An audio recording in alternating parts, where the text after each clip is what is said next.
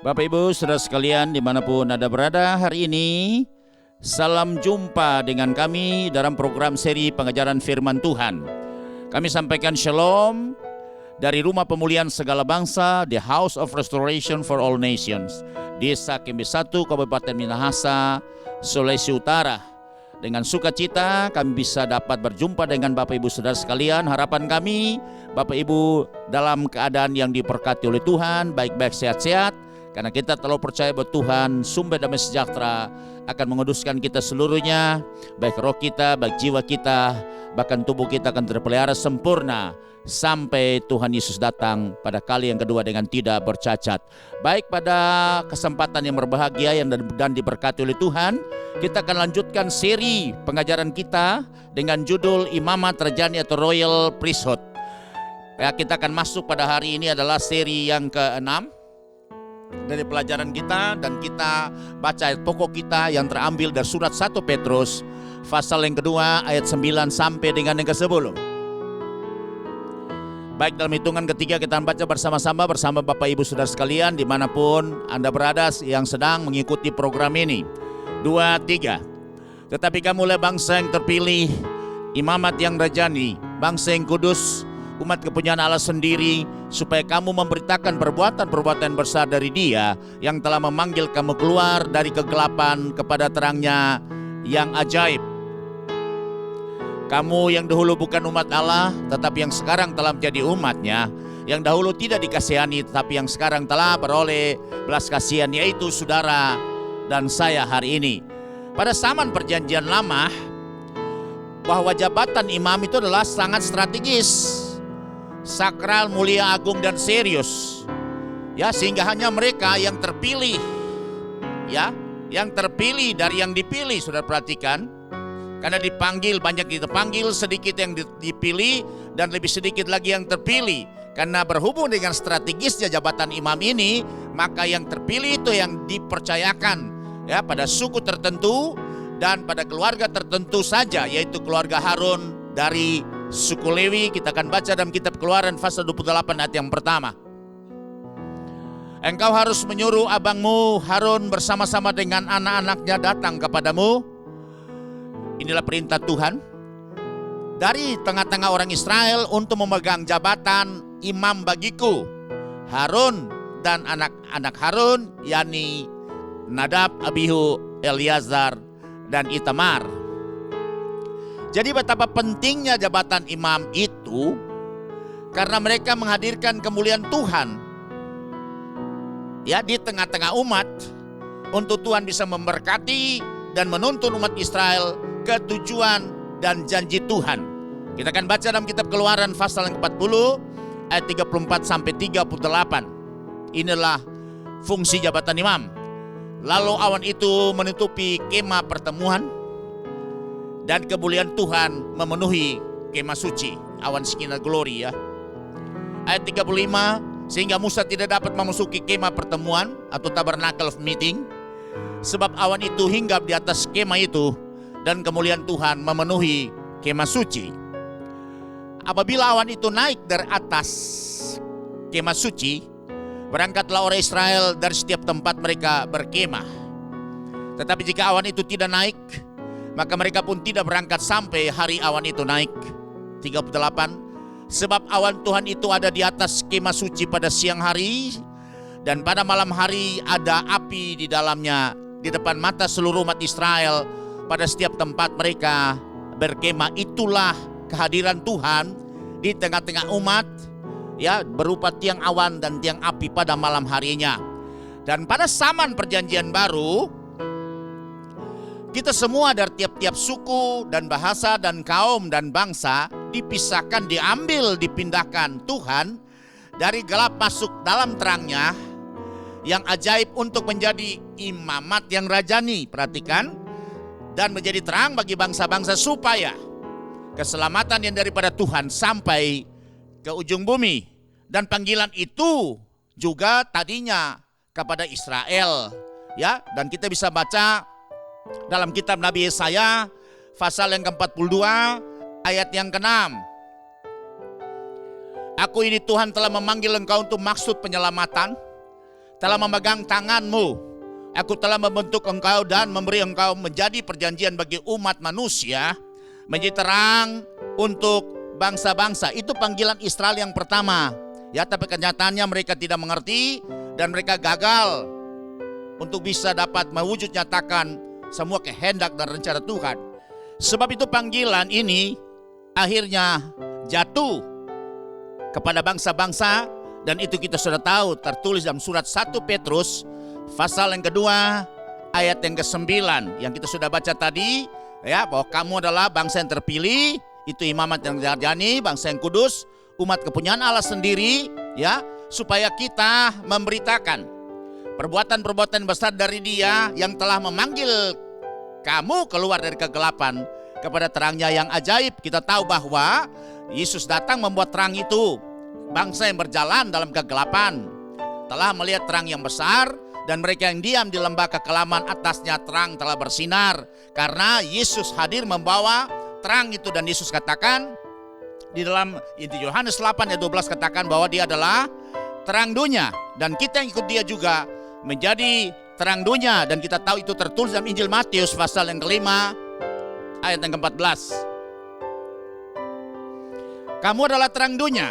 Kota yang terletak di atas gunung tidak mungkin tersembunyi, dan kita menjadi terang yang sudah dari gelap sekarang jadi terang, dan kemudian juga kita membuat terang itu kepada setiap bangsa, kaum, suku dan bahasa, dari mulai Yerusalem, ya, di seluruh Yudea, di seluruh Samaria, bahkan sampai ke ujung bumi, yang seperti tertulis di dalam Kisah Para Rasul 1 ayat 8 ketika mereka mendapat impartasi kuasa, yaitu kuasa keimaman untuk bisa menjalankan tugas-tugas keimaman.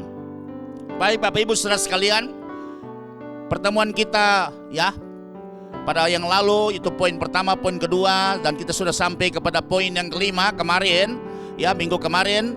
Bisa Bapak Ibu bisa lihat itu dalam materi, ya, pengajaran tanggal 5 September sampai dengan tanggal 3 Oktober tahun 2021. Itu ada, ya, 5 poin itu mengenai struktur kerajaan sorga di bumi dan seterusnya, dan sampai kemarin, dan kita masuk sekarang pada poin yang ke-6, Romawi. Itu adalah upacara pentabisan imam. Ini penting sekali saudara, karena hanya imam-imam yang sudah ditahbiskan yang boleh masuk dan melayani dalam ruang kudus. Dan kita sudah pelajari kemarin bahwa ruang kudus yang Tuhan, ya, suruh lewat Musa membuat itu di padang gurun, itu menjadi tempat pertemuan antara Tuhan dengan umat, di mana Tuhan hadir dalam bentuk tiang awan, tiang api pada malam hari, supaya Tuhan bisa menuntun umatnya, Tuhan bisa berfirman atas umatnya, Tuhan bisa menasihati umatnya, Tuhan bisa memerintah atas umatnya, dan Tuhan bisa melindungi dan memberkati mereka.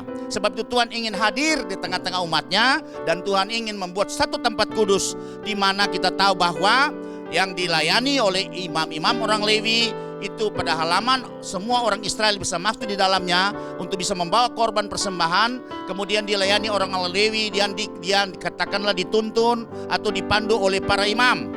Kemudian hanya khusus imam, ya, dari keturunan Lewi itu yang bisa masuk di dalam ruang kudus, dan 1 tahun 1 kali imam besar itu harus masuk di ruang maha kudus, saudara. Dan mari kita bisa melihat di sini, maka imam-imam sebelum mereka bertugas melayani di dalam, ya, tabernacle of meeting ini atau kemah pertemuan ini, khususnya di ruang kudus itu hanya bisa dimasuki oleh orang yang sudah dipilih oleh Tuhan, yang terpilih menjadi jabatan, memegangi jabatan imam, maka dia harus ditabiskan. Keluaran pasal 29 ayat yang ke-9 kita bisa baca. Kau ikatkanlah ikat pinggang kepada mereka, kepada Harun dan anak-anaknya, dan kau lilitkanlah destar itu kepada kepala mereka, maka mereka lah yang akan memegang jabatan imam. Itulah suatu ketetapan untuk selama-lamanya. Demikianlah engkau harus mentahbiskan Harun dan anak-anaknya untuk memegang jabatan ini, saudara. Nanti Bapak Ibu bisa baca sendiri juga, itu ada dalam kitab Imamat pasal yang ke-8 ayat 1 sampai dengan 36. Tapi kita akan membaca di sini dari kitab Bilangan pasal yang ke-3 ayat 1 sampai 3. Betapa pentingnya, ya, upacara ini untuk imam ditabiskan sehingga mereka bisa melayani di ruang kudus dan ruang maha kudus. Inilah keturunan Harun dan Musa pada waktu Tuhan berfirman kepada Musa di Gunung Sinai. Nama anak-anak Harun ialah yang sulung Nadab, kemudian Abihu, Eleazar, dan Itamar. Ayat yang ketiga, itulah nama anak-anak Harun, imam-imam yang diurapi, yang telah ditahbiskan untuk memegang jabatan imam. Sebab itu sekali lagi saya katakan, bahwa untuk dapat menjabati satu jabatan yang sakral strategis ini, yang mulia agung ini, itu harus melalui satu proses disebut dengan proses pentabiskan, ya, harus ditahbiskan, ya. Dan kita tahu bahwa imam-imam itu ditahbiskan di daerah halaman, saudara. Ya, kemarin itu sudah belajar bagaimana denah daripada skema tabernakel itu, tabernacle of meeting atau kemah suci atau kemah pertemuan itu. Yang pertama, daerah yang pertama adalah halamannya, kemudian yang kedua adalah ya yang tertutup itu pakai atap adalah ruang kudus, dan yang tertutup paling belakang sekali itu adalah ruang maha kudus, ya. Dan itu hanya bisa dimasuki oleh imam besar 1 tahun 1 kali. Dan kita akan melihat di sini imam-imam ditahbiskan di daerah halaman, ya, dengan satu adalah darah domba jantan, ya. Jadi pakai darah. Nah, bicara ini imam ditahbiskan pakai darah, dan darah ini bicara mengenai bagaimana penebusan daripada imam itu atas segala dosa dan kesalahan, ya, yang telah mereka buat. Itu ditulis dalam kitab Keluaran pasal yang ke-29 ayat 15 sampai dengan ayat yang ke-22. Kemudian haruslah kau ambil domba jantan yang satu, ya, ada 2 domba jantan, ya. Lalu haruslah Harun dan anak-anaknya meletakkan tangannya ke atas kepala domba jantan itu. Artinya mereka melepaskan semua dosa pelanggaran mereka. Kemudian haruslah kau sembelih domba jantan itu, dan kau ambillah darahnya dan kau siramkan pada mezbah sekelilingnya. Haruslah kau potong-potong domba jantan itu menurut bagian-bagian tertentu. Kau basuhlah isi perutnya dan betis-betisnya, dan kau taruh di atas potongan-potongannya dan di atas kepalanya. Kemudian haruslah kau bakar seluruhnya domba jantan itu di atas mezbah. Itulah korban bakaran, satu persembahan yang harum bagi Tuhan, yakni suatu korban api-apian bagi Tuhan. Jadi domba yang pertama ini itu dipersembahkan itu bagi hormat kemuliaan nama Tuhan. Maka persembahan kepada Tuhan sebagai korban persembahan untuk mengharumkan nama Tuhan. Kemudian, ya, ayat selanjutnya, kemudian haruslah kau ambil domba jantan yang lain, ya. Ada 2 domba tadi sudah dipersembahkan, ya, kepada Tuhan untuk mengharumkan nama Tuhan. Lalu kau haruslah Harun dan anak-anaknya meletakkan tangannya ke atas kepala domba jantan itu. Haruslah kau sembelih domba jantan itu, kau ambillah sedikit dari darahnya dan kau bubuh pada cuping telinga kanan Harun dan pada cuping telinga kanan anak-anaknya. Perhatikan, dan ibu jari tangan kanan dan pada ibu jari tangan kaki kanan mereka, dan darah selebihnya kau siramkanlah pada mezbah sekelilingnya. Saudara lihat ini. Jadi domba yang kedua ini disembelih, kemudian diambil darah, kemudian dibubuhkan itu pada cuping telinga Harun dan anak-anaknya, dan juga pada ibu jari tangan kanan dan juga pada ibu jari kaki kanan mereka, dan selebihnya darah itu disiram di mezbah ini. Menjadikan ini adalah proses disebut dengan proses penebusan, dan kita juga bisa baca itu dalam kitab Imamat pasal ke-8 itu ayat yang pertama, kedua, dan 22 sampai 24. Tuhan berfirman kepada Musa, bagilah Harun dan anak-anaknya bersama-sama dengan dia, dan ambillah pakaian-pakaian minyak urapan dan lembu jantan korban penghapus dosa. Jadi lembu jantan itu korban penghapus dosa. Kemudian 2 domba jantan dan bakul berisi roti yang tidak beragi. Ayat selanjutnya ayat yang ke-22. Kemudian disuruhnyalah membawa domba jantan yang lainnya di domba persembahan pentahbisan. Jadi domba yang satu itu memang darahnya khusus untuk sebagai persembahan pentahbisan yang bisa melayakkan seorang imam itu untuk bisa dapat melayani di ruang kudus.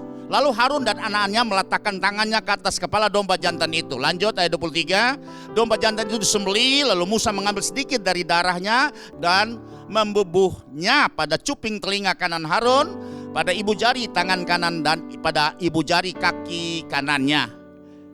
Ayat 24, Musa menyuruh anak-anak Harun mendekat lalu membubuh sedikit dari darah itu pada cuping telinga kanan mereka dan pada ibu jari tangan kanan dan pada ibu jari kaki kanan mereka. Lalu Musa menyiramkan darah selebihnya pada mezbah Tuhan. Itulah bagaimana mereka dimeteraikan dengan darah, dan di sini adalah korban itu keselamatan pakai darah, saudara. Ya, itu pakai darah, dan itu darah itu domba jantan, dan kita tahu itu adalah bayangannya kepada darah anak domba Allah, yaitu kita sebagai imam-imam di zaman perjanjian baru itu, untuk bisa dapat membuat kita bisa berlayak untuk bisa melayani di dalam keimamatan kita. Kemudian untuk pentahiran yang kedua adalah material yang digunakan ialah air. Tadi darah domba jantan untuk bisa dapat menghapus dosa mereka. Kemudian yang kedua adalah air untuk mentahirkan. Yang pasti dalam kitab Keluaran 29 ayat yang keempat. Lalu kau suruhlah Harun dan anak-anaknya datang ke pintu kemah pertemuan, dan haruslah engkau membasuh mereka dengan air. Perhatikan sesudah darah tadi sebagai korban penghapus dosa. Kemudian yang kedua adalah mereka harus ditahbiskan, itu juga menggunakan air untuk membasuh dengan air supaya mereka jadi tahir, jadi bersih, jadi suci di hadapan Tuhan. Itu juga kita bisa baca dalam kitab Imamat pasal yang ke-8 ayat yang ke-6. Lalu Musa menyuruh Harun dan anak-anaknya mendekat, dan dibasuhnyalah mereka dengan air. Jadi material yang kedua dipakai untuk mentahbiskan imam untuk menjabati keimaman mereka. Maka mereka harus pakai darah, dan kedua pakai air, dan yang ketiga itu pakai minyak. Dan minyak ini selalu dipakai adalah minyak urapan untuk mengurapi atau katakanlah memberi kuasa atau kelayakan kepada seseorang untuk bisa melayani dalam tugas jabatan keimaman. Makanya minyak ini dipakai, dan kita bisa baca dulu dalam kitab Keluaran pasal 29 ayat yang ke-7. Sesudah itu kau ambillah minyak urapan dan kau tuang ke atas kepalanya, dan kau urapilah dia. Itu juga ada tertulis dalam kitab Imamat pasal 8 ayat ke-12. Kemudian dituangkannya sedikit dari minyak urapan itu ke atas kepala Harun dan juga anak-anaknya pasti, dan diurapinya dia untuk menguduskannya supaya dia bisa berlayak untuk bisa dapat melayani di ruang kudus dan ruang maha kudus.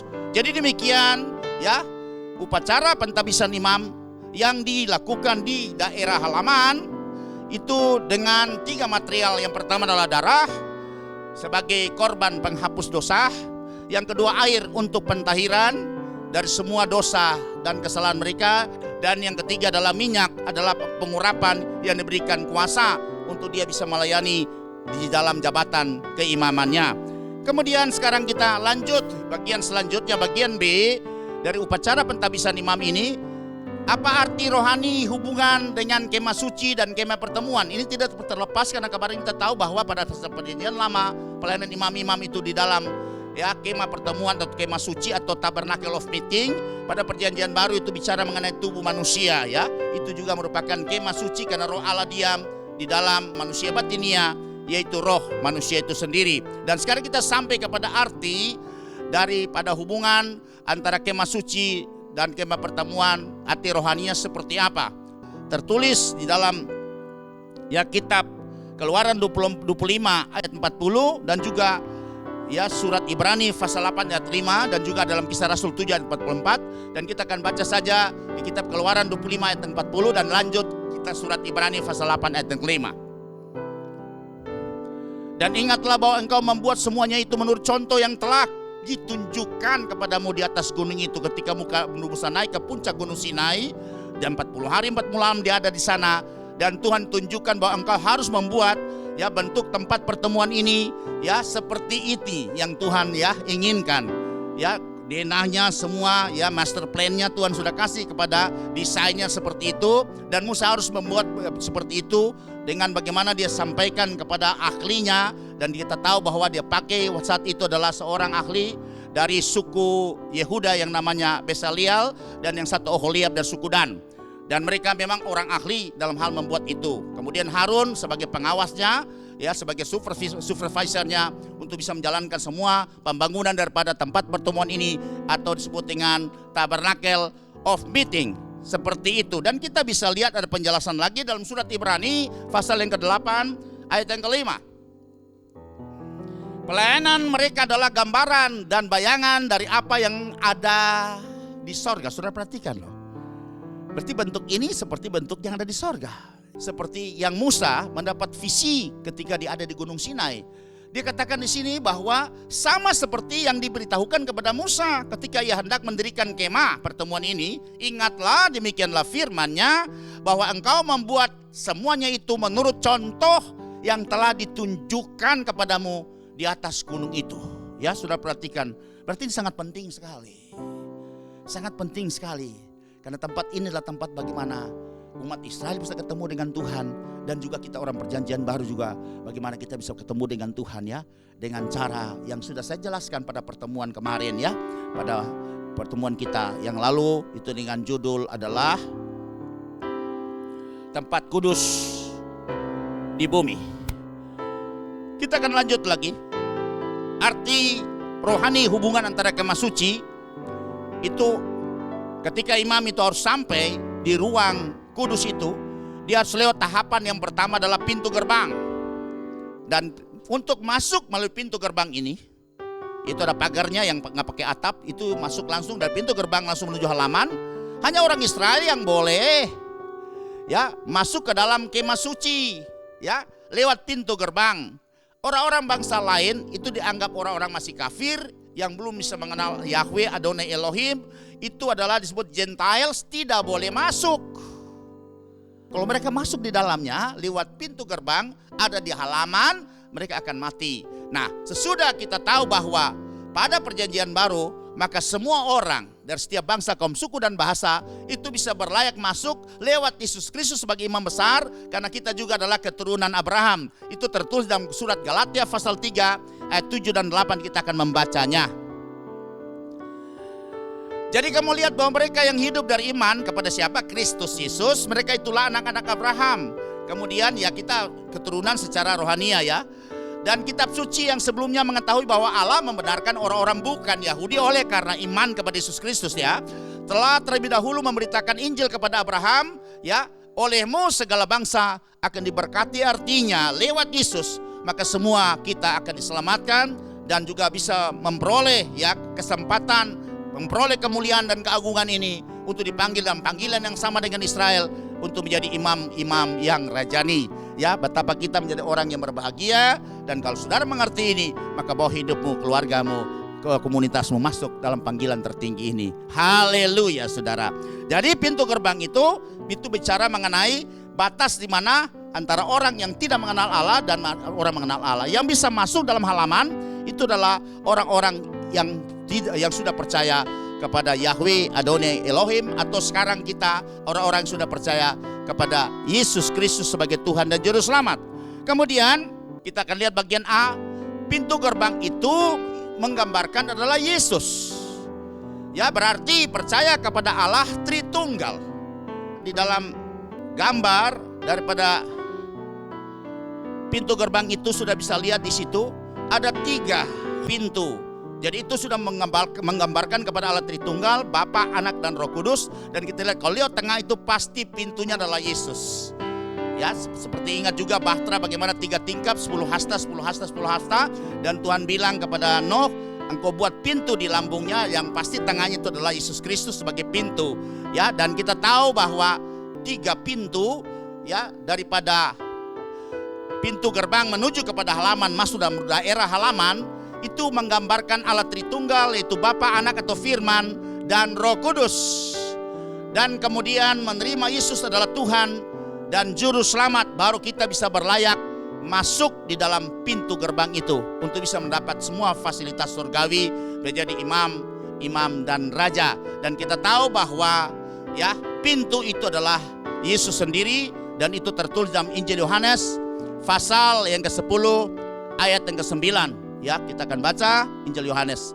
Tuhan berkata, akulah pintu, barang siapa masuk melalui aku, ia akan selamat dan ia akan masuk dan keluar dan menemukan padang rumput. Pada Injil Yohanes 14 ayat ke-6 Tuhan Yesus katakan, kata Yesus kepadanya, akulah jalan dan kebenaran dan hidup. Tidak ada seorang pun yang datang kepada Bapa kalau tidak melalui aku. Artinya kalau dia mau ketemu dengan Tuhan ya, dalam ruang Maha Kudus itu, dia harus lewat pintu gerbang dulu. Ya, kalau tidak melalui pintu gerbang maka dia tidak bisa akan masuk dalam ruang kudus dan lanjut masuk dalam ruang Maha Kudus. Bagi orang perjanjian baru kan sudah langsung tembus karena Yesus sebagai imam besar kita, sehingga kita bisa masuk dari halaman masuk kepada ruang ya kudus sampai ruang Maha Kudus untuk bisa ketemu dengan Bapa langsung. Karena Yesus sebagai pengantara, sebagai imam besar atas kita semua ya, orang-orang perjanjian baru. Haleluya saudara. Harapan saya, walaupun mungkin hal ini masih baru bagi saudara, tapi dengan ada materi ini bisa membantu kita untuk kita pelajari, karena betapa seriusnya jabatan imam ini dan sangat strategis menentukan kehidupan dan kematian, menentukan berkat dan kutuk atas kita dan juga bangsa-bangsa atau keluarga kita. Baik saudara, saya lanjut lagi bahwa pintu itu ya, pintu gerbang untuk masuk di halaman kemah suci itu atau kemah pertemuan itu adalah berbicara mengenai Yesus. Dan surat Roma pasal yang ke-10 ayat 9, orang yang bisa masuk dalam fasilitas ini, mendapat fasilitas ini adalah orang-orang yang sudah percaya menerima Yesus sebagai Tuhan dan Juru Selamat. Sebab jika kamu mengaku dengan mulutmu bahwa Yesus adalah Tuhan dan percaya dalam hatimu bahwa Allah telah membangkitkan dia dari antara orang mati, maka kamu akan diselamatkan. Artinya sudah bisa dapat menikmati semua fasilitas surgawi untuk bisa dapat menjadi imam dan raja. Ini awalnya saudara, untuk kita masuk dari ruang orang yang kafir dan tidak mengenal Allah, yang orang yang memang tidak diperhitungkan oleh Allah, tapi sekarang menjadi orang yang diperhitungkan, tapi harus lewat yang namanya pintu gerbang untuk bisa masuk dalam halaman. Dan halaman itu sudah kita diperhitungkan sebagai orang-orang yang sudah bisa menerima berkat-berkat, dan selanjutnya kita akan proses untuk bisa menjadi imam dan raja. Haleluya. Itulah saudara dan saya ya. Kita akan lanjut lagi bagian yang B ya, pada pintu gerbang daripada kemah pertemuan itu sudah bisa lihat itu 3 pintu itu disanggah oleh 4 tiang pintu, dan 4 tiang itu bukan kebetulan, dan itu adalah Injil. Dan kita tahu bahwa Injil kita ada 4 penulisnya, yaitu Matius, Injil Markus, Injil Lukas yang disebut dengan Injil Sinoptik, dan kemudian ditambah dengan Injil Yohanes. Jadi 4 Injil saudara. Tidak kebetulan saya ya saudara, bahwa tadi Allah Tritunggal itu sudah ada dalam 4 penulis Injil itu, yaitu merupakan gambaran daripada pintu kemah, pintu gerbang, dan juga tiang penyangga daripada pintu gerbang menuju ya masuk dalam halaman kemah pertemuan itu. Kemudian di dalam halaman itu ada 2 alat. Ya, sesudah masuk dalam halaman kita akan bertemu yang paling terdepan sekali adalah mezbah korban bakaran. Di sini bangsa Israel menyembelih korban untuk memperoleh pengampunan dosa ya oleh darah daripada korban itu, dan mempersembahkan korban-korban lain kepada Tuhan, itu korban syukur untuk menyenangkan hati Tuhan. Dan kita tahu di dalam nanti Keluaran itu pasal yang ke-29 ayat 1 sampai 37, dan juga itu ada tertulis dalam kitab Imamat pasal yang ke-8 ayat 1 sampai dengan ayat yang ke-36 ya. Kita tidak akan membaca semuanya, tapi ya jelas nanti Bapak Ibu bisa baca di rumah. Dan di atas perikop itu berjudul adalah pentabisan daripada imam. Kemudian kami lanjut bahwa pengertian daripada mezbah korban bakaran itu artinya adalah pengampunan dosa, karena di sana domba jantan disembelih dan darahnya itu ya dioleskan kepada semua imam-imam, pada cuping telinganya, kemudian juga pada ibu jari tangan kanannya, kemudian pada ibu jari kaki kanannya, untuk sebagai tanda pengampunan dosa atas korban itu. Kemudian kita lihat di sini dan kita tahu bahwa untuk perjanjian baru itu artinya oleh darah Yesus atau anak domba Allah di kayu salib, dan itu kita bisa baca di dalam Injil Yohanes pasal yang pertama ayat yang ke-29. Pada keesokan harinya Yohanes melihat Yesus datang kepadanya dan dia berkata, "Lihatlah anak domba Allah yang menghapus dosa dunia." Artinya sebentar nanti Yesus ini adalah sebagai anak domba Allah yang akan disembelih di atas bukit Golgota, dan darahnya itu akan mengalir ya pada kayu horizontal dan mengalir pada tiang vertikal, dan itulah yang akan melewatkan dari kematian umat manusia, dan darah itu adalah darah penebusan ya, atau darah, di mana akan terjadi pengampunan dosa kepada semua orang. Untuk apa saudara?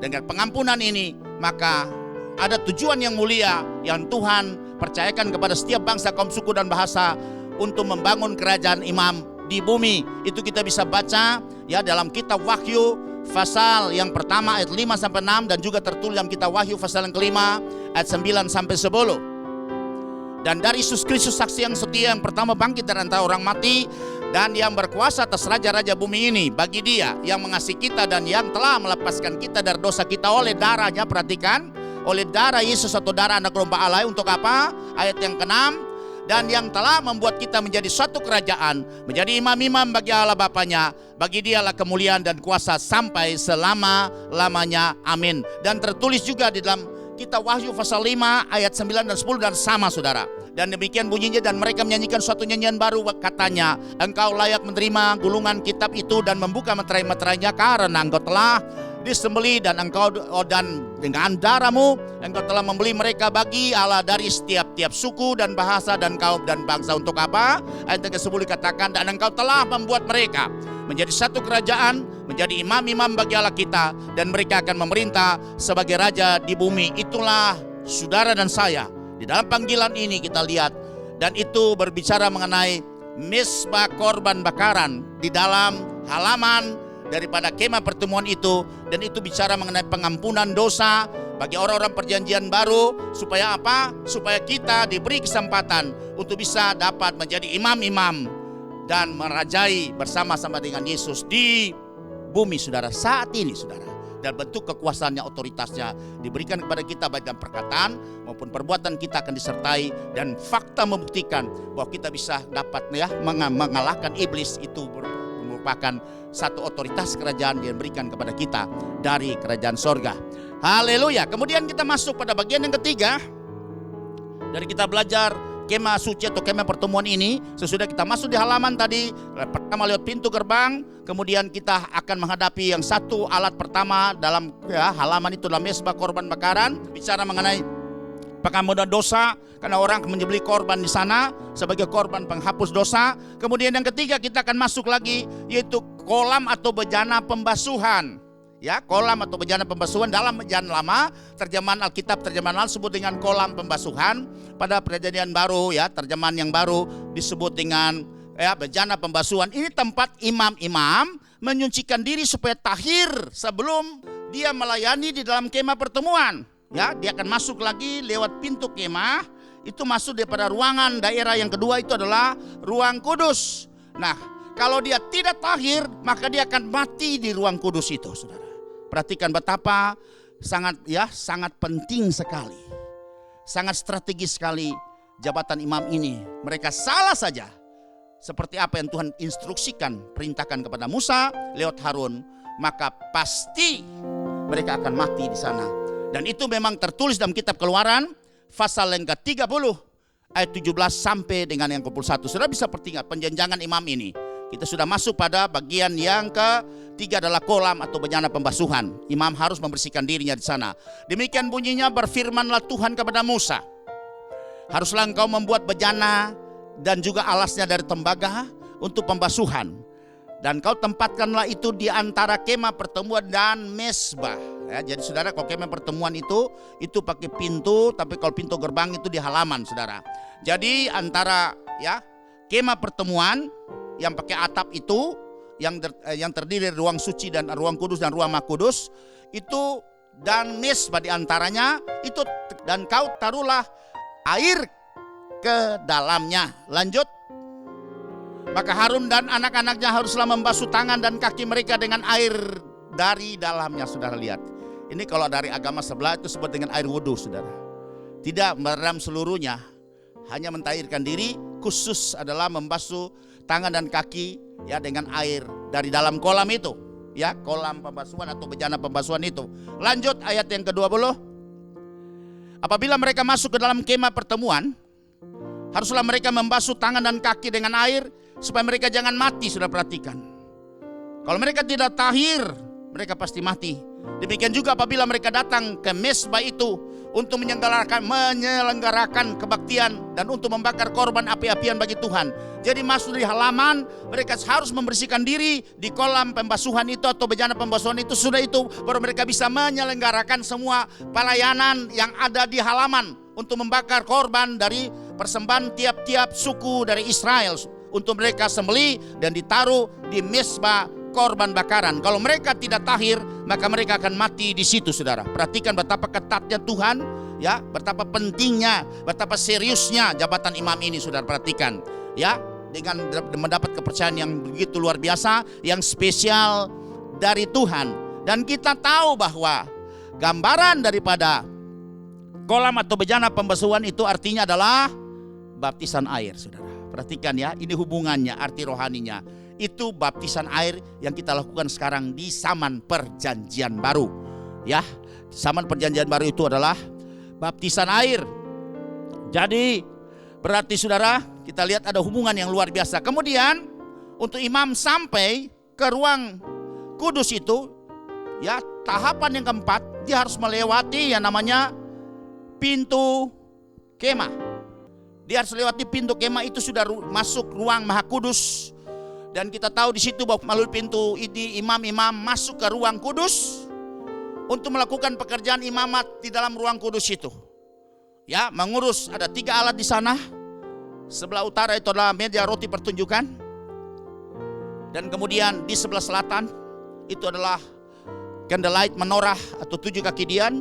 Dan kemudian lebih ke belakang lagi ke arah barat dekat dengan ya tirai masuk dalam ruang maha kudus itu adalah mezbah dupa. Itulah pelayanan imam di dalam ruang kudus, tapi dengan catatan bahwa mereka betul-betul itu harus melewati pintu kemah baru mereka bisa masuk di dalam ruang kudus itu, ya, untuk melakukan pekerjaan imamat kudus. Dan pintu kemah itu artinya adalah baptisan Roh Kudus, sudah perhatikan. Dengan baptisan Roh Kudus itu mentabiskan dan memberi kuasa kepada kita atau orang zaman dulu itu sebagai ya imamat yang kerajani untuk memberitakan apa, kabar baik atau Injil kepada semua orang. Kalau mereka itu adalah bisa melayani di ruangan kudus itu ketika mereka sudah melewati pintu kemah. Dalam pengertian sekarang ini atau arti rohani adalah bahwa lewat pintu kemah itu artinya dia sudah lewat baptisan Roh Kudus, ya. Dengan baptisan Roh Kudus itu maka dia berlayak atau sudah dihabiskan dan mendapat kuasa untuk melayani imamat kudus dan memberitakan kabar baik atau Injil kepada semua bangsa, kaum, suku, dan bahasa. Ya, harapan saya sudah bisa mengerti. Dan kemudian itu tertulis dalam kitab Nabi Yesaya pasal yang ke-61 itu, ya, saya senang kita baca ayat yang ke-6 dulu. Ayat yang ke-6, 61 ayat yang ke-6, baru kita mundur ayat yang pertama dan kedua. Tetapi kamu akan disebut imam Tuhan. Perhatikan, ini Yesaya 61, ini nubuatan mengenai Yesus juga, dan kemudian kita semua. Dan akan dinamai pelayan Allah kita. Kamu akan menikmati kekayaan bangsa-bangsa dan akan memegahkan diri dengan segala harta benda mereka. Kita baca ayat 1, tugas keimamannya. Roh Tuhan Allah ada padaku. Berarti imam itu harus diurapi dengan roh Tuhan. Kalau kita tadi lihat pentabisan imam itu adalah pakai minyak pengurapan yang dituangkan oleh nabi di atas imam itu. Dan mereka mendapat kuasa atau otoritas untuk bisa menjalankan tugas-tugas keimaman di ruang ya kudus. Kalau kita sekarang itu adalah membawa Injil kepada bangsa-bangsa. Karena pelayanan imamat terjadi pada perjanjian baru tidak terbatas pada kemah pertemuan, tapi adalah ya sampai ke ujung-ujung bumi, mulai Yerusalem, seluruh Yudea, seluruh Samaria. Dan kemudian di sana berbunyi seperti ini, Roh Tuhan Allah ada padaku, berarti dia diurapi. Oleh karena Tuhan telah mengurapi aku. Nah, telah mengutus aku untuk memberitakan apa? Kabar baik kepada orang-orang sengsara dan merawat orang-orang yang remuk hati, untuk memberitakan pembebasan kepada orang-orang tawanan dan kepada orang-orang yang terkurung kelepasan dari penjara. Inilah tugas-tugas keimaman. Ya, imam harus diurapi. Ya, perhatikan, imam harus diurapi supaya bisa berfungsi. Dan yang berikutnya, ayat yang kedua dikatakan untuk memberitakan tahun rahmat Tuhan atau pintu rahmat Tuhan masih terbuka sampai hari ini, akan sebelum tiba hari pembalasan Allah kita, dan untuk menghibur semua orang yang berkabung, orang-orang yang patah hati, orang yang susah, orang yang tidak punya masa depan, orang yang betul-betul tertekan dan tidak lagi punya gairah tidak ada motivasi lagi bagaimana kita menghidupkan mereka kembali. Itu adalah tugas-tugas imam, ya. Tapi dengan catatan bahwa imam itu harus diurapi. Sebab itu secara cepat, secara kronologis sudah lihat bahwa seorang itu bisa dapat menjabati, ya, pelayanan imam itu untuk bisa dapat dipakai Tuhan. Dia harus 4 tahap. Yang pertama lewat pintu gerbang atau sebut percaya kepada Yesus, kepada Allah Tritunggal dan percaya kepada Injil. Kemudian kedua, dia harus ditebus dengan darah anak domba jantan untuk penebusan dosanya. Dan kemudian dia harus dibasuh atas semua kenajisannya, pelanggaran kejahatannya, harus dibasuh itu dengan kolam pembasuhan untuk membersihkan dia supaya dia bisa berlayak dan tahir. Dan yang keempat adalah dia harus mesti lewat pintu kemah atau disebut dengan prosesnya lewat baptisan Roh Kudus, maka dia bisa akan menjadi imamat yang bisa melayani di ruang kudus, menjalankan tugas-tugas imamat yang kudus dan ilahi itu. Nah, saudara perhatikan ini adalah hubungan daripada arti rohani dengan kemah suci atau kemah pertemuan dengan kita orang-orang yang hidup di zaman perjanjian baru sekarang. Kemudian kita lanjut pada bagian yang C. Bagian yang C ini adalah bagaimana hubungan dengan kesaksian tentang anak Allah. Dan saya percaya firman ini tidak kebetulan. Itu tertulis dalam surat 1 Yohanes pasal yang kelima ayat 6 sampai dengan yang ke-10. Dan kita harus belajar hal-hal yang baru karena semua tertulis dalam firman ini. Untuk kita bisa mengerti betapa kita orang yang luar biasa, ya, ada panggilan yang mulia ini untuk masuk dalam panggilan tertinggi kita, ya, menjadi orang-orang yang spesial dan orang-orang yang khusus di mata Tuhan adalah menjadi imamat yang rajani. Demikian bunyi daripada surat 1 Yohanes pasal yang kelima ayat yang ke-6 sampai dengan ke-10 itu. Nah, saudara perhatikan di sini. Ini ayat ini berbunyi demikian. Inilah dia yang telah datang dengan air dan darah, yaitu Yesus Kristus. Ini perkataan buatan, saudara. Bukan saja dengan air, tapi dengan air, ya, dan dengan darah. Dan rohlah yang memberikan kesaksian, karena roh adalah kebenaran. Saudara, ya, saya mendapat penyingkapannya, saya mendapat pengertiannya. Apa hubungannya, saudara, dengan Yesus Kristus mengenai air dan kemudian dengan darah dan rohlah yang memberikan kesaksian, dan itu adalah kebenaran. Mari kita perhatikan pada bagian yang pertama ini. Sesudah Yesus dibaptis, ya, sudah Yesus dibaptis. Kita baca dalam Injil Matius pasal yang ketiga ayat 16 itu sampai dengan ayat yang ke-17. Ya, sesudah Yesus dibaptis, Yesus segera keluar dari air.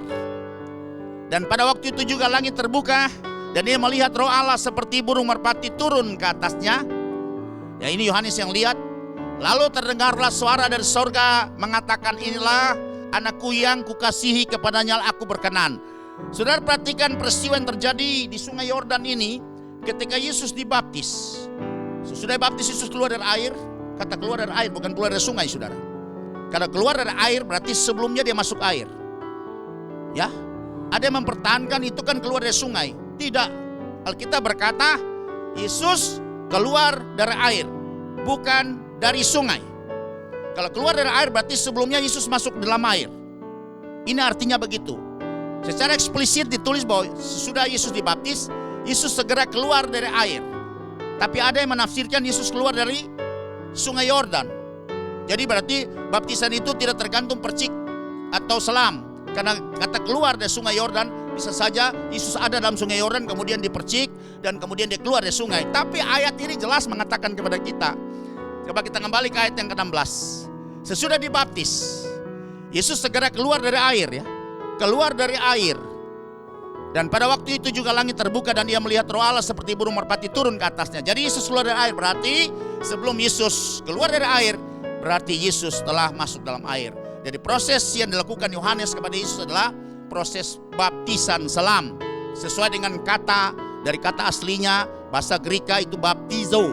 Jadi berarti ditenggelamkan. Kemarin saya sudah jelaskan, ya. Ditenggelamkan atau dimasukkan dalam air atau benda yang seluruh permukaannya diliputi air. Itu artinya baptiso, bukan rantiso. Kalau rantiso adalah percik. Dan saudara perhatikan di sini bahwa dalam surat 1 Yohanes pasal 5 ayat yang ke-7 berkata seperti ini. Sebab ada 3 yang memberi kesaksian, ya. di dalam sorga, Bapa, Firman, dan Roh Kudus.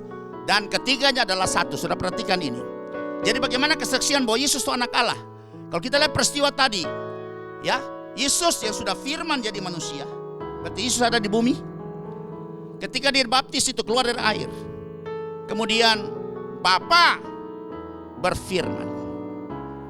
Bapa, ya, ada di situ juga berfirman. Ya, inilah anakku yang kukasihi, kepadanya apa? Aku berkenan.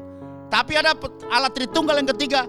Itu adalah Roh Kudus yang menjelma, melembaga seperti burung merpati turun ke atas Yesus. Artinya berarti, ya, waktu Bapa menyampaikan inilah anakku yang kukasihi, kepadanya aku berkenan, itu sudah dinyatakan lewat ketiga saksi ini, yaitu Bapa, Yesus juga sendiri yang ada pada saat itu, dan Roh Kudus. Sudah lihat.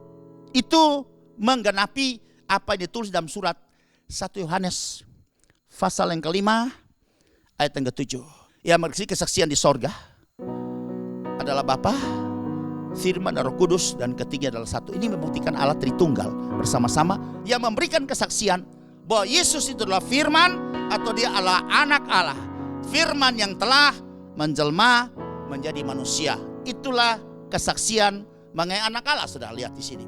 Kemudian sesudah Yesus mati, ya, sesudah Yesus dibaptis. Sekarang sesudah Yesus mati, sudah lihat. Ada lagi kesaksian lagi. Itu kita bisa baca dalam Injil Yohanes pasal 19 ayat 33 sampai 35. Saya akan pelan-pelan, sudah diikuti secara pelan di sini. Ini ada materinya, sudah bisa lihat.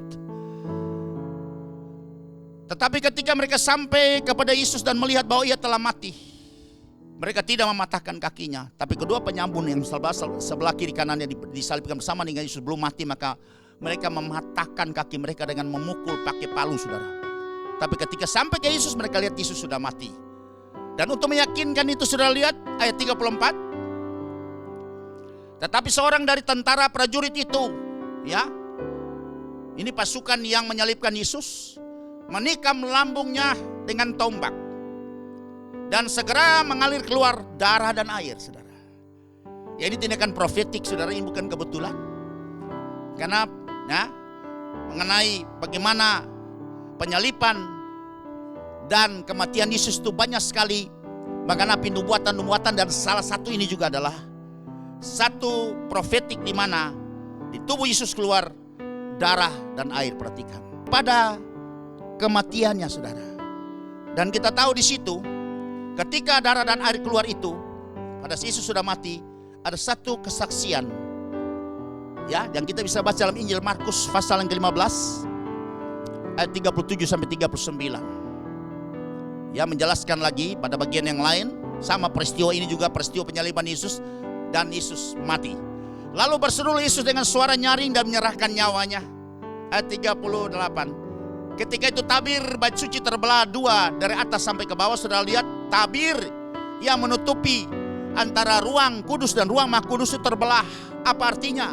Artinya berarti ibadah yang sistem perjanjian lama lewat, ya, kemah pertemuan atau kemah suci itu, atau tabernacle of meeting itu telah berakhir. Kata robek itu telah berakhir artinya. Dan juga yang kedua punya pengertian, artinya ruangan itu sudah bisa langsung masuk. Karena yang masuk pertama yang membawa korban grafirat itu adalah Yesus sendiri dengan darahnya sebagai imam besar. Dan kemudian berarti sekarang semua kita, ya, semua kita dari setiap bangsa, suku dan bahasa, termasuk saudara dan saya itu bisa langsung ketemu dengan Bapa di ruang maha kudus itu. Karena sudah ada perantaranya itu Yesus. Tidak lagi imam besar, tapi kita sebagai imam-imam, kita bisa masuk sekarang bertemu, membawa persembahan kita, membawa korban kita, membawa pujian kita kepada Tuhan, ya. Haleluya, saudara. Itu artinya, saudara. Kemudian lanjut ayat ke-39. Saudara perhatikan ada satu pernyataan ini, dan saya percaya pernyataan ini pasti digerakkan oleh Roh Kudus. Nah, secara spontan, waktu itu kepala pasukan yang berdiri di hadapan dengan dia melihat matinya demikian, berkata, "Ya, sungguh orang ini adalah anak Allah." Saudara perhatikan, ada 3 kesaksian yang terjadi bahwa Yesus ini adalah anak Allah. Pertama adalah darah, dan kedua adalah air, dan ketiga adalah kesaksian oleh kepala pasukan yang menyelipkan Yesus. Dan saya percaya tidak kebetulan, pasti dia diberi pengilhaman Roh Kudus, diberi pengertian oleh Roh Kudus, sehingga dia bisa berkata, sungguh orang ini adalah anak Allah. Ini membuktikan, ini menggenapi seperti apa yang telah ditulis dalam surat 1 Yohanes pasal yang kelima ayat 6 dan 9. Kita akan baca. Inilah dia yang telah datang dengan air dan darah, yaitu Yesus Kristus. Ya, air dan darah, Yesus Kristus, saudara lihat. Ya, air pasti menuju kepada baptisan air, dan darah itu menuju kepada korban untuk penghapus dosa. Bukan saja dengan air, saudara perhatikan, tetapi dengan air dan dengan darah. Diulangi lagi, saudara lihat. Dan rohlah yang memberi kesaksian, karena roh adalah kebenaran. Kesaksian ini bahwa Yesus sebagai anak Allah, itu pertama ketika lambungnya ditombak, keluar air dan darah. Kemudian dari pengakuan kepala pasukan itu yang menyalibkan Yesus, bahwa sungguh orang ini adalah ya anak Allah. Dan saya percaya dia mendapat pemahaman ini, pasti mendapat pengilhaman atau pencerahan dari Roh Kudus. Percaya, bilang amin. Ini rahasia yang luar biasa yang saya dapat penyingkapannya, dan saya bersyukur sekali, saudara. Kemudian ada ke-9. Kita menerima kesaksian manusia, tetapi kesaksian Allah lebih kuat. Sebab demikianlah kesaksian yang diberikan Allah tentang anaknya. Itu 3 alat bukti. Yang pertama adalah air, yang kedua adalah darah, dan yang ketiga adalah Roh Kudus. Lewat kepala pasukan itu mengatakan bahwa ini sungguh adalah anak Allah. Demikian kesaksian kepada Yesus sebagai anak Allah, adalah pewaris tahta kerajaan sorga, dan kemudian juga sebagai imam besar. Dan kita lihat pada bagian yang ketiga, dari hubungan dengan kesaksian tentang anak Allah, itu kesaksian kita menjadi anak-anak Allah. Kalau tadi Yesus sebagai anak Allah, sekarang itu kesaksian ya kita menjadi anak-anak Allah atau pewaris kerajaan sorga. Dan pewaris itu bicara akan menjadi imamat yang rajani, seperti yang tertulis ya di dalam surat 1 Yohanes pasal yang kelima ayat yang ke-8. Nah, dan ada 3 yang memberi kesaksian di bumi. Roh Kudus, itu R besar, Roh Kudus, dan air, dan darah. Dan ketiganya adalah 1. Ini khusus kita ada di bumi. Roh Kudus, air, dan darah. Kalau ayat yang ke-6 tadi itu kepada Yesus di bumi. Tetapi untuk ayat yang ke-8 itu kepada kita yang menjadi pengikut Yesus, percaya kepada Yesus. Ada 3 kesaksian lagi memberikan kita ya tanda sebagai anak Allah. Yang pertama sudah perhatikan Roh Kudus, yang kedua air, dan yang ketiga adalah darah, dan ketiga adalah 1. Sebab itu harus 3-3. Yang tanda itu ada pada setiap kita sebagai orang yang percaya kepada Yesus, dan juga pasti statusnya berubah jadi anak-anak Allah sebagai pewaris untuk juga menjadi imamat yang rajani, ya pewaris kerajaan sorga. Dan kita tahu bahwa yang pertama itu adalah roh. Dan kita lihat A adalah roh, itu Roh Kudus. Itu adalah pengurapan atau kuasa diberikan. Itu lewat apa? Baptisan Roh Kudus, saudara. Sebab ketika kita dibaptis Roh Kudus, maka itu memberikan kepastian buat kita semua.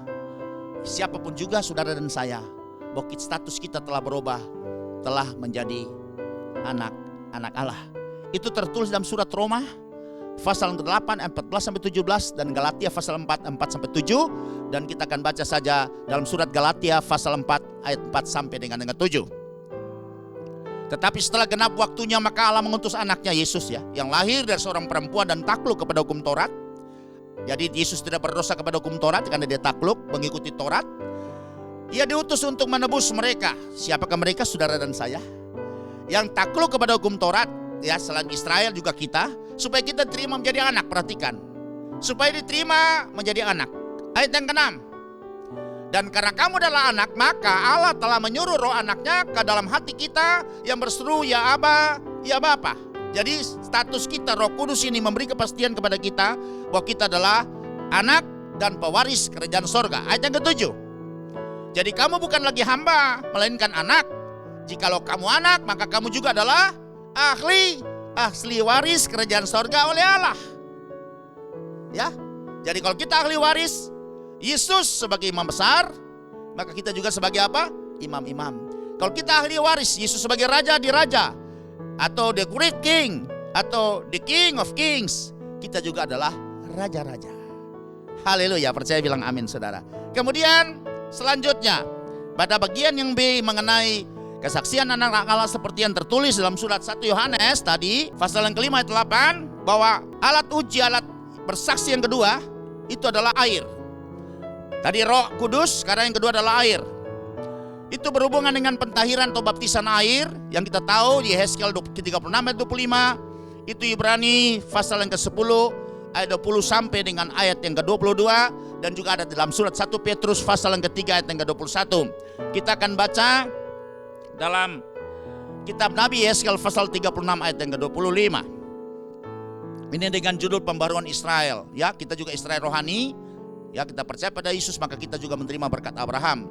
Aku akan mencurahkan kepadamu air jernih yang akan mentahirkan kamu. Perhatikan air ini untuk mentahirkan, membersihkan, menyucikan dari segala kenajisan, dan dari semua berhala-berhalamu aku akan mentahirkan kamu. Berarti air ini seperti apa tadi di kolam pembasuhan itu untuk mentahirkan imam-imam, sebentar dia bisa layak untuk melangsungkan menjalankan semua tugas-tugas pekerjaan keimamannya, baik di mezbah korban bakaran maupun juga dia di Tuhan di dalam ruang kudus untuk melayani, ya, di meja roti pertunjukan, kemudian pelita emas dan mezbah dupa, saudara, seperti itu. Kemudian kita juga berlayak karena kita sudah ditahirkan, ya. Kemudian kita akan baca dalam surat Ibrani pasal 10 ayat 20 sampai 22, ini punya relevansi, ya, dengan Yehezkiel 36 ayat 25. Karena ia telah membuka jalan yang baru dan yang hidup bagi kita melalui tabir tadi, tabir yaitu dirinya sendiri. Siapakah dia? Adalah Yesus. Ayat 21. Dan kita mempunyai seorang imam besar sebagai kepala rumah Allah, atau ya katakanlah kita adalah rumah Allah dan dia sebagai imam besar, dan dia bisa masuk menghadap takhta Allah sebagai perantara untuk antara kita dengan Bapa, dan begitu juga Bapa dengan kita. Dia sebagai perantara. Dan kemudian kita lihat lewat apa saudara, ayat 22. Karena itu marilah kita menghadap Allah dengan hati yang tulus ikhlas dan keyakinan iman yang teguh. Perhatikan, kita harus menghadap Allah sekarang langsung karena Yesus sebagai imam besar, ya, tidak lewat perantara lagi siapa-siapa, kita langsung bisa menghadap Allah karena Yesus yang sudah membawa korban garafirat, itu pendamaian antara kita dengan Bapa. Maka dengan keyakinan iman yang teguh kita bisa dapat ketemu dengan Tuhan di ruang Maha Kudus, ya, tapi dengan catatan bahwa kita harus memiliki hati yang tulus ikhlas. Sedangkan kita tahu setiap orang yang terlahir dari kandungan ibu, dia tidak memiliki hati yang tulus ikhlas. Ada dosa dan kesalahan yang mengikutinya, baik dari dosa warisan Adam maupun kesalahan daripada orang tuanya. Oleh karena hati kita apa? Telah dibersihkan dari hati nurani yang jahat. Untuk mendapat hati yang tulus ikhlas, maka hati kita harus dibersihkan dari hati nurani yang jahat. Dan tubuh kita apa? Telah dibasuh dengan apa? Air yang murni. Ini bicara mengenai bagaimana pentahiran dengan air supaya kita bisa menjadi anak-anak Allah, bisa menjadi pewaris kerajaan sorga, untuk menjadi imamat yang rajani. Percaya bilang amin. Haleluya. Lanjut 1 Petrus pasal yang ke-3 21, jelas. Jadi baptisan air itu untuk mentahirkan hati kita supaya hati kita berlayak sebagai ruang Maha Kudus untuk bisa ketemu dengan Tuhan dengan rohnya, ya. Duka kamu sekarang diselamatkan oleh kiasan, yaitu baptisan. Maksudnya bukan untuk membersihkan kenajisan jasmani, melainkan untuk memohonkan hati nurani yang baik kepada Allah. Perhatikan, oleh kebangkitan Yesus Kristus. Jadi baptisan bukan membersihkan, ya, kenajisan dan kekotoran jasmani yang luar-luar, tapi proses baptisan dengan air ini untuk supaya kita bisa memperoleh hati nurani yang tulus ikhlas tadi, seperti surat Ibrani pasal yang ke-10, dan atau hati nurani yang baik kepada Allah, sehingga kita bisa ketemu dengan Tuhan. Haleluya. Sebab itu inilah tanda kesaksian anak-anak Allah. Selain Roh Kudus, yang kedua adalah air, ya, yang kita sudah baca dari kitab ayat dari 3 kitab ini, yaitu Yehezkiel, Ibrani, dan surat 1 Petrus. Dan yang ketiga kesaksian, yang ketiga adalah darah. Ya, darah menunjukkan kepada penebusan oleh darah Yesus atau anak domba Allah. Dan kita tahu, ya, itu tertulis di dalam surat 1 Petrus pasal yang pertama ayat yang ke-18 sampai 19. Sebab kamu tahu bahwa kamu telah ditebus dari cara hidupmu yang sia-sia yang kamu warisi dari nenek moyangmu, itu bukan dengan barang yang fana, bukan pula dengan perak atau emas, ayat 19, melainkan dengan darah yang mahal, yaitu darah Kristus yang sama seperti darah anak domba yang tak bernoda dan tak bercacat. Kita ditebus pakai darah anak domba Allah yang tidak bernoda dan bercacat. Saya mau tekankan di sini, sudah perhatikan. Berarti kita ditebus pakai satu nilai, dan nilai itu adalah Yesus sendiri. Betapa saudara dan saya adalah orang yang mahal dan berharga di mata Bapa kita di surga. Percaya, bilang amin. Sebab itu dengan penebusan yang seperti ini pasti punya tujuan yang luar biasa. Untuk apa Tuhan tebus kita dengan, bukan dengan emas dan perak, tapi dengan darah anak domba Allah yang mahal itu, lunas dibayar. Untuk apa saudara? Mari kita akan baca dalam kitab Wahyu pasal yang pertama ayat 5 sampai dengan yang ke-6. Kita baca ini. Demikian tujuannya saudara, penebusan kita dengan darah Yesus. Yesus harus mati untuk menebus kita, supaya berkat ini bisa sampai kepada saudara dan saya, bagi semua orang untuk bisa menikmati. Demikian bunyinya. Dan dari Yesus Kristus saksi yang setia, yang pertama bangkit dari antara orang mati, dan yang berkuasa atas raja-raja bumi ini.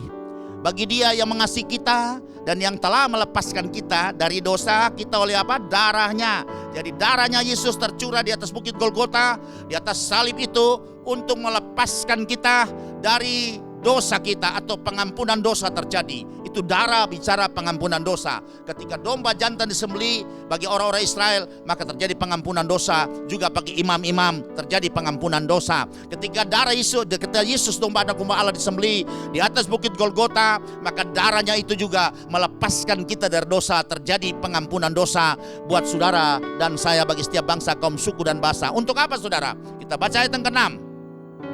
Dan yang telah membuat kita menjadi apa? Suatu kerajaan, menjadi imam-imam bagi Allah Bapanya. Bagi Dialah kemuliaan dan kuasa sampai selama-lamanya. Percaya, bilang amin saudara. Dan 2 kali ditulis ini, saya baca lagi dalam Wahyu pasal 5 9 sampai 10, pada penegasan yang luar biasa, betapa rencana yang luar biasa agung mulia ini, dengan bayaran Yesus yang begitu mahal, tidak ada nilainya saudara, tanpa batas nilainya. Karena kita akan masuk dalam satu panggilan istimewa, panggilan yang spesial, panggilan yang agung dan mulia ini. Dan mereka menyanyikan suatu nyanyian baru, katanya, engkau layak menerima gulungan kitab itu dan membuka meterai-meterainya, karena engkau telah disembelih dan dengan darahmu, perhatikan, engkau telah membeli, menebus artinya. Mereka bagi Allah dari tiap-tiap suku dan bahasa dan kaum dan bangsa. Artinya semua bangsa yang ada di kolong langit ini. Untuk apa saudara? Ayat yang ke-10 kita akan baca. Dan engkau telah membuat mereka menjadi apa? Suatu kerajaan, dan menjadi imam-imam bagi Allah kita, atau menjadi imamat yang rajani, imam-imam yang merajai, imam-imam yang berkuasa. Dan mereka akan memerintah sebagai raja di mana? Di bumi. Sekarang saudara, sekarang ini terjadi. Kuasa ini diberikan kepada kita sebagai imam-imam untuk memerintah di bumi. Harapan saya sudah bisa ngerti. Saya terbatas menguraikannya. Saya percaya Roh Kudus dia terbatas. Sudah bisa baca materi, dan saya berdoa kiranya Roh Kudus bisa meremahi firman yang logos ini, untuk saudara bisa dapat memahaminya dan mengambil kesempatan luar biasa untuk bisa jadi imam-imam yang rajani. Dan akhirnya saudara, dengan cara yang spesial dan istimewa ini, Tuhan mentabiskan kita, orang-orang yang terpilih di antara sekian banyak orang yang hidup di muka bumi ini, untuk menjadi imamat yang rajani. Demikian dapat kami sampaikan pada seri pertemuan dengan tema imamat yang rajani atau royal priesthood ini. Pada seri ini kiranya saudara bisa dapat memahaminya. Kita sudah pada seri yang ke-6 ini, untuk bisa dapat saudara bisa memahaminya dan mengambil kesempatan ini, baik pribadi, keluarga, maupun komunitas, untuk masuk pada panggilan tertinggi yang mulia dan agung ini. Amin. Berbahagia setiap orang yang mendengar firman Tuhan, menerimanya, memeliharanya, menaruh dalam hatinya, mempercayainya, dan melakukannya.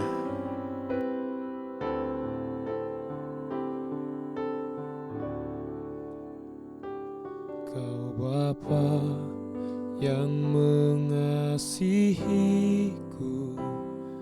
kuasa-Mu memulihkanku, hati yang baru Kau berikan untukku dapat melihat rencanamu indah bagiku. Kau ada di setiap jalanku. Hatiku haus dan lapar akan Engkau. Kaulah segalanya di dalam hidupku.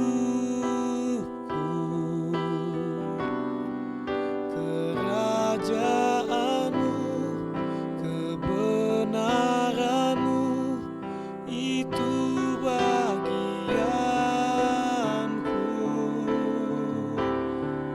Kaulah yang kupandang selama hidupku.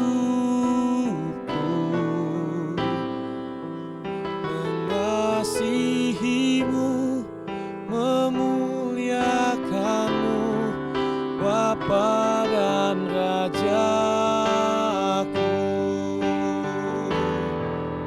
Kaulah segalanya di dalam hidupku. Kerajaanmu, kebenaranmu, itu bagianku.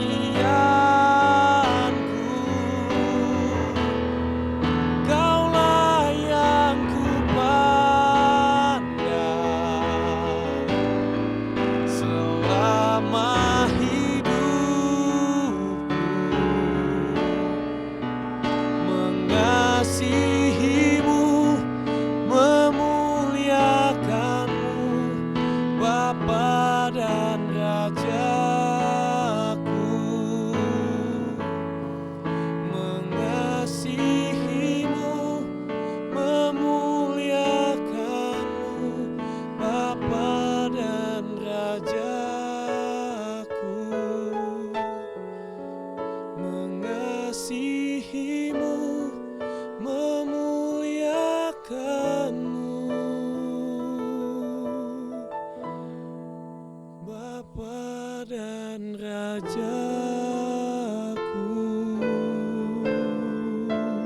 Haleluya, kita akan berdoa. Bapa, kami bersyukur buat rencana-Mu yang mulia dan agung, yang luar biasa ini. Ketika kami mempelajarinya, dari mulai seri yang pertama sampai pada hari ini, seri yang ke-6, sungguh kami terpesona betapa Engkau punya rencana luar biasa. Dan Engkau memberikan korban yang luar biasa, yaitu anak-Mu sendiri Yesus Kristus, untuk membayar melunasi semua hutang darah kami atas semua dosa, kesalahan dan pelanggaran kami semua.